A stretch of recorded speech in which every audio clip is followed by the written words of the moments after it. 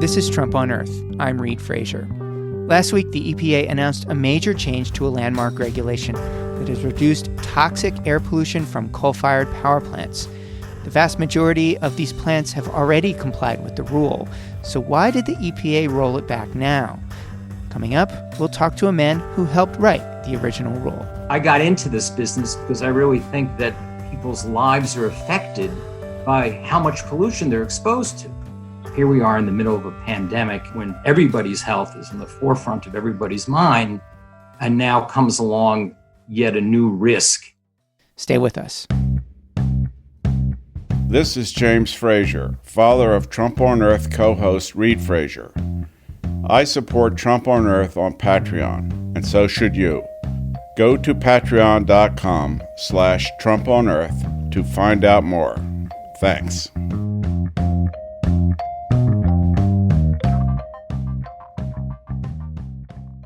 The EPA's mercury and air toxic standards, or MATS, were finalized in 2015.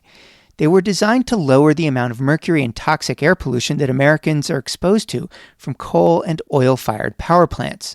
But the Trump administration last week relaxed those standards, rewriting a major aspect of the rules. Here to talk about this is Joseph Goffman. He's a former senior counsel at the EPA, where he helped write the MATS rules. He now runs the Environmental and Energy Law program at Harvard. Joe, welcome. Thank you very much. Thanks, Reed. Thanks for having me on. So let's start with the basics. What is the mercury and air toxics standards rule? The MATS rule is and was issued by the EPA originally in 2011. The power plants that were affected by the rule had to come into compliance with it. In other words, they had to put on their smokestacks pollution reduction equipment and have it essentially up and running in April of 2015. The MATS rule was required by Congress to identify pollution control equipment that was effective at reducing mercury emissions from power plant smokestacks and the emissions of other what are called air toxics or toxic air pollutants like heavy metal, like acid gases. The rule not only went into effect on schedule, but the vast majority of power plants put the equipment in that they had to put in, and they turned the equipment on, and it's been running successfully ever since, reducing lots of pollution. Not only mercury and air toxics, but lots of other pollution as well. You know, from the point of view of protecting the air that people breathe, it's been very, very successful. So what did the administration do here last week? What was the change? They did not just roll the whole thing back, but they changed something important about it. What was that? Well, the good news is that even this administration explicitly said that they didn't want to have the utilities turn the equipment off. But there's a tricky part of this particular part of the Clean Air Act as it applies to power plants. And that tricky part is what the administration changed. Congress told the EPA that as a first step, before they set the emission standards, the EPA had to analyze whether or not power plants were emitting mercury and other air toxics at high levels. And after analyzing that question, they had to determine whether or not, and here I'm quoting the Clean Air Act, whether or not it was, quote, appropriate and necessary, close quote, to regulate emissions from power plants. Back in 2011, after the EPA had done a study of the question about how much mercury was coming out of power plants and whether it was a problem, the EPA took the step of determining that it was, quote, appropriate and necessary, close quote, to regulate that mercury.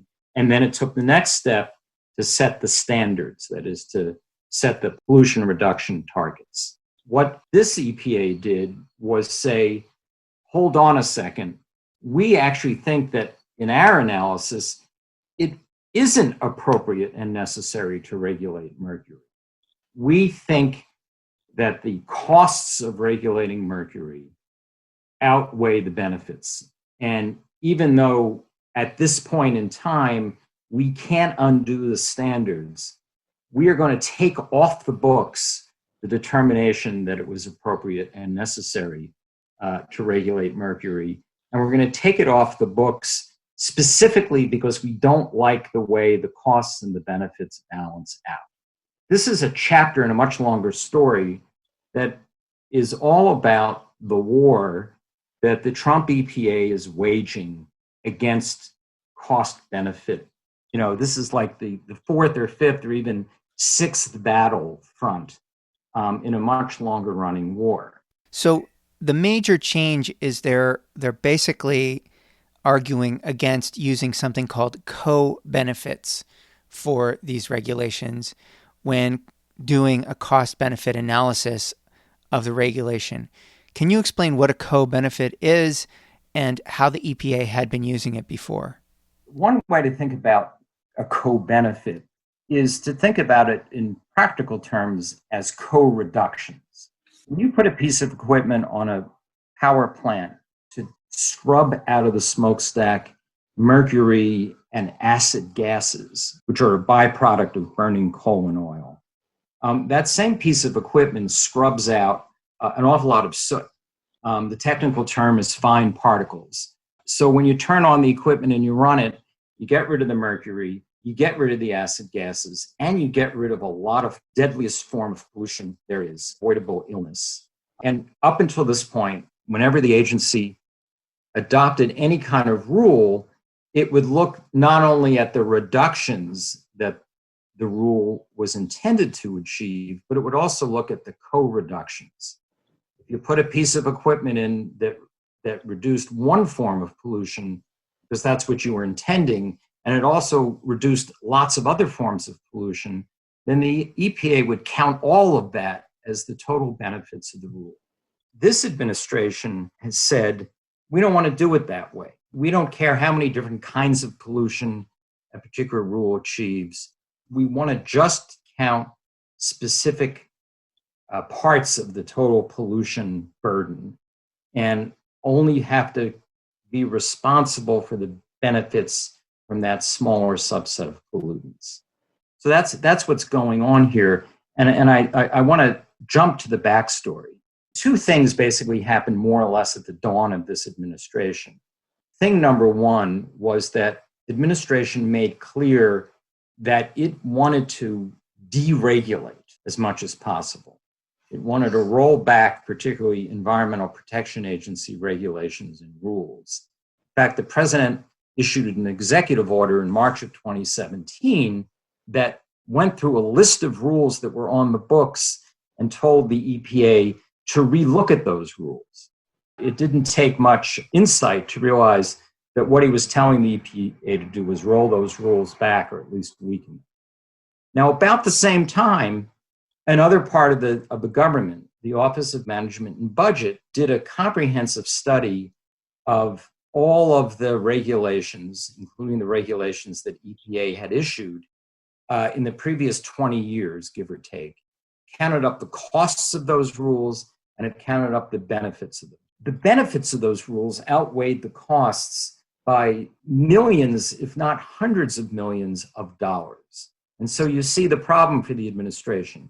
They wanted to roll back rules. They wanted to deregulate. But at the same time, the calculation was that the benefits clearly outweighed the costs. What do you do with a dilemma like that? Well, the answer is change the way you count the benefits and change the way you count the costs so that your deregulation project looks like it makes sense, even though your own analysis shows that it doesn't. They couldn't change the arithmetic, so they changed the math, if you will. And they've done it 3 or 4 times already involving different rules.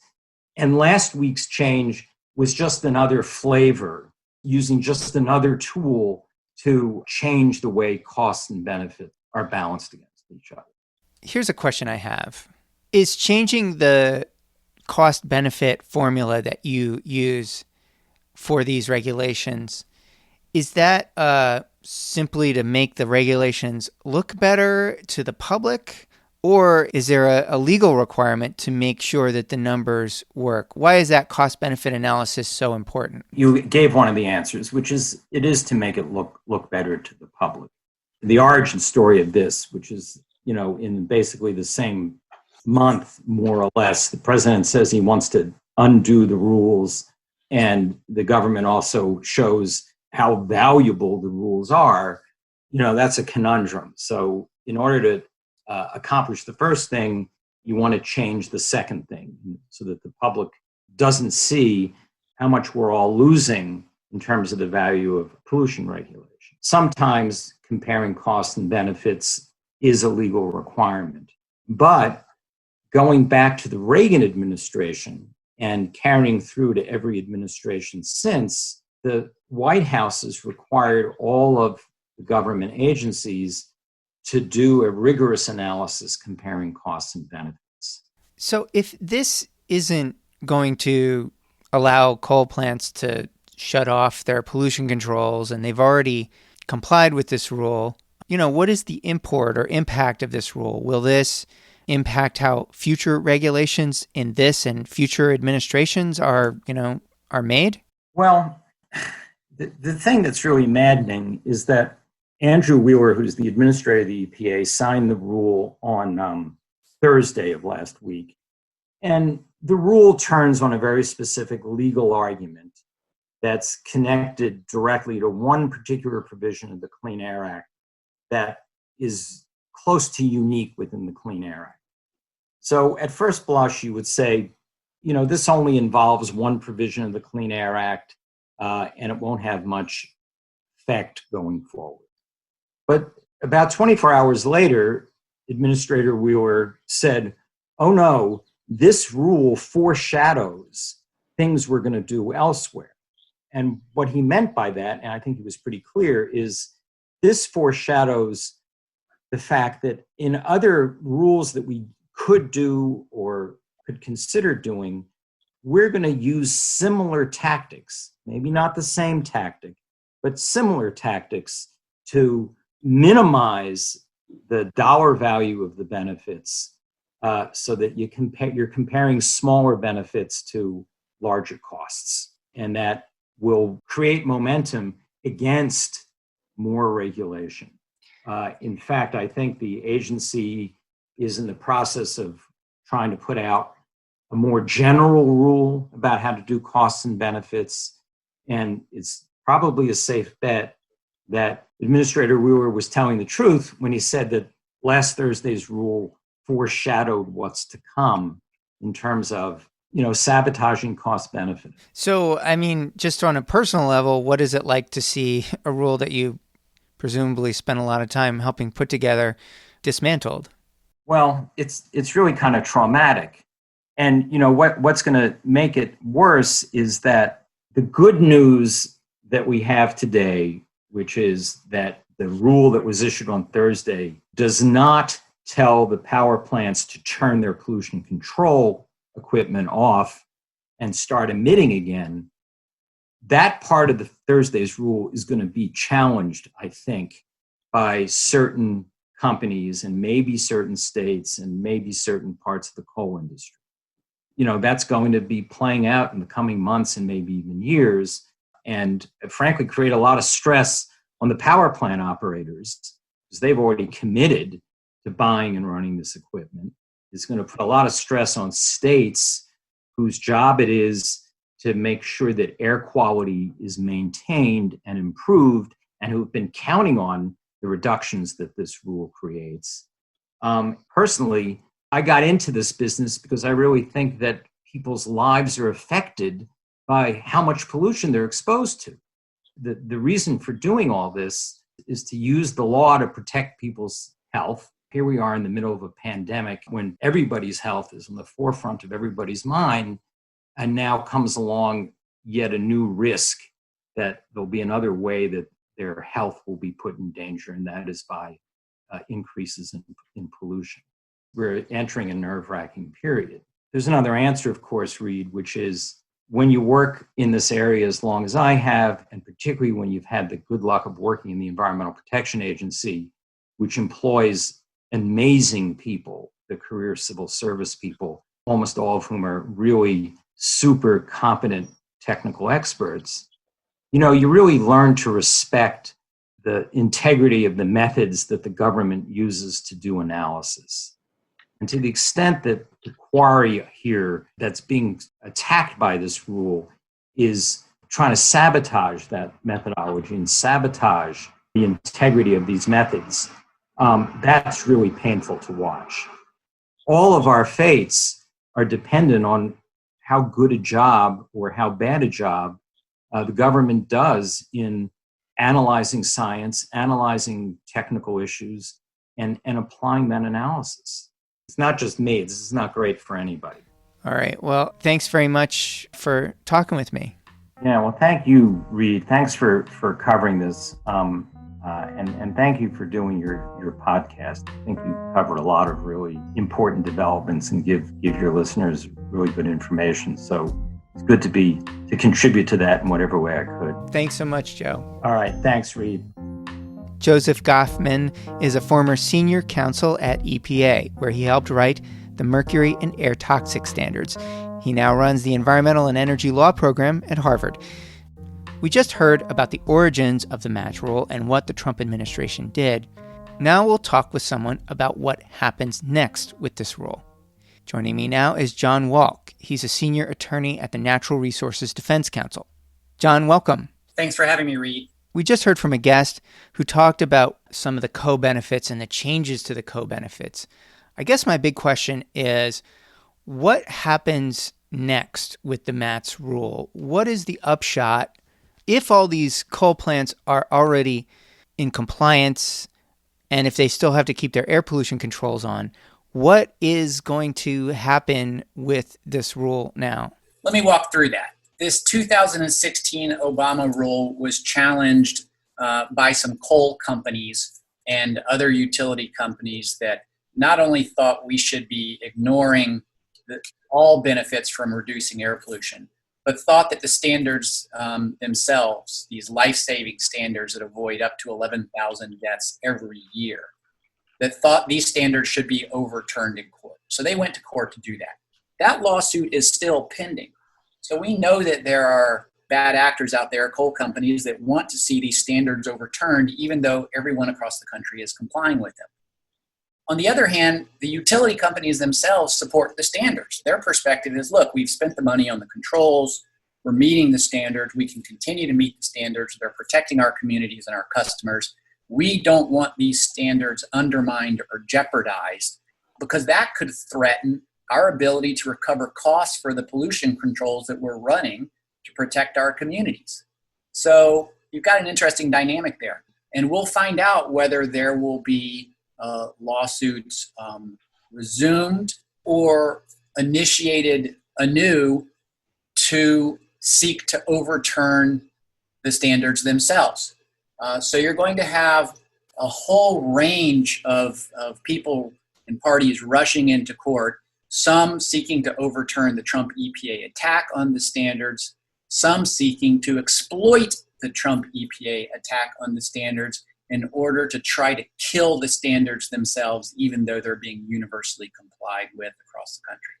Okay, so you see there being lawsuits in both directions then? Yes, I do. And does this ruling on co-benefits, does this sort of throw into question other regulations? I mean, every EPA regulation comes with it a sort of cost-benefit analysis in terms of, okay, you're preventing 30,000 deaths, but, it's going to cost the industry $300 million or something, and they have to sort of justify it, at least in writing.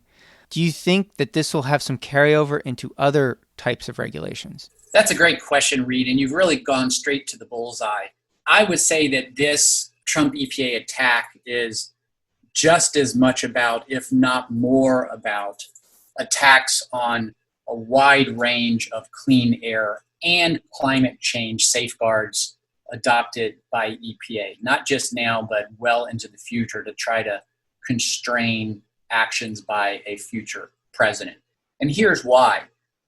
When you control smog pollution or toxic air pollution, or the dangerous pollution that drives climate change, like methane and carbon dioxide.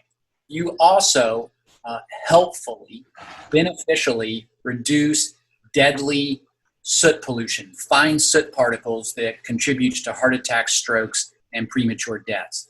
And every EPA since the beginning, including the Trump EPA prior to this week, has recognized the logic and the appropriateness and the need to recognize all benefits from cutting all pollution, because Americans enjoy those benefits. The benefits are delivered by the pollution control devices or practices that cut a wide range of pollution. What the Trump EPA has done with this attack on the mercury standards is to unleash a very clear agenda to ignore the benefits of reducing all forms of air pollution when EPA adopts standards. And if you ignore the benefits, then it seems on paper to become much more costly for industry to cut those other forms of pollution like smog and methane and climate changing carbon dioxide. So this is really part of a broader, more insidious agenda to prevent EPA from adopting effective climate change regulations, effective smog regulations, and effective regulations for toxic air pollution like the mercury and air toxic standards that launched this broader ideological attack this week. So I guess my question is, what happens if we have a change in the White House, if Joe Biden or future presidents? Is this making it harder for a Biden administration essentially to bring up a new air pollution or any other kind of regulation in the future? Yes, that's exactly the Trump EPA agenda. And we know this because just last week, the Trump EPA sent over to the Trump White House a broad rulemaking to apply to the entire Clean Air Act, not just the power plants, but to the entire Clean Air Act and how it regulates industries and vehicles and all forms of air pollution in America. And what this rulemaking will do is to adopt radically different methods for accounting for the benefits and costs of regulating air pollution and climate change pollution. And we know from inside sources at EPA and other indications that it intends to adopt the exact same approach used in the attack on the mercury standards, namely ignoring the so-called co-benefits, the benefits of cutting all forms of pollution from smokestacks and tailpipes using the Clean Air Act. Now, a future administration under a different president could certainly move to reverse that rule that the Trump administration plans to adopt by the end of its first term, just like it could move to reverse the mercury rule. But that takes years. And that's exactly why this cynical ploy is being carried out in what amounts to the latter half of 2020 when they'll finalize this broad sweeping rule. They are acting simply to constrain a possible new president next year and presidents beyond that with this mechanism that dishonestly accounts for how much air pollution is actually being reduced in the real world by clean air standards. Yeah, and I'm thinking a little bit about the Clean Power Plan or, any future climate change policy. I'm sure that any kind of Democratic administration that puts forward some sort of climate change proposal would want to calculate in the co-benefits of, say, reducing particle pollution from fossil fuels if we stop burning gas, and stop burning coal and gasoline and things like that. There'll be a lot of, it'll be a big carbon benefit, but there will also be less air pollution. Yeah, Reed, you're exactly right. That's exactly what will happen. But here's the dirty little secret and the irony. The Trump EPA and this former coal lobbyist, Andrew Wheeler, who runs EPA, has done exactly that with their rollbacks and attacks on the Clean Air Act. Namely, in an effort to claim those rollbacks have benefits that outweigh the costs, the Trump EPA itself has credited and recognized the benefits of cutting all forms of air pollution, including deadly soot particles. The Trump EPA did that with its rollback of the Clean Power Plan, with its substitute called the American Clean Energy or ACE rule. They've done that with methane rules for oil and gas. They've done that with their attacks on the clean car standards. And in several of those examples, the only possible way that the Trump EPA could muster any claim that the rollback had benefits greater than the cost was by considering the co-benefits of cutting toxic soot pollution. Had the Trump EPA done in those rules what they did in the mercury standard for power plants, namely ignoring co-benefits, then the Trump EPA would have been forced to admit that the rollbacks had costs greater than benefits. So there's just rank hypocrisy and some real disingenuous behavior here. They're willing to consider co-benefits when they think it aids adoption of rollbacks, but they're not willing to consider co-benefits when it aids the protection of safeguards for the American people. So obviously this is going to be heading to court, the question of whether what the EPA did here was legal, essentially, and following the guidance set by Congress. I guess my question is, we have a 5-4 Supreme Court in favor of the conservatives, and I'm trying to, we don't want to make predictions here, but what do you think are the likelihoods that, a conservative circuit court with Trump appointees or a conservative Supreme Court that we now have, what are your predictions in terms of what they would say about whether or not what the EPA did here was okay? I actually think, Reed, that any judges or justices, whether you call them liberal or conservative, will have severe problems with a Trump agency that decides that it can simply ignore benefits that occur under its rules. And the reason is that is just an irrational and arbitrary approach to considering benefits and costs. And in fact, it is at odds with Trump EPA guidance that remains in place to this day. The Trump EPA has adopted and ratified the same guidance that's been in place for decades that requires agencies to consider so-called ancillary benefits and costs, which is the same thing as co-benefits or co-costs, when it also considers direct benefits and costs.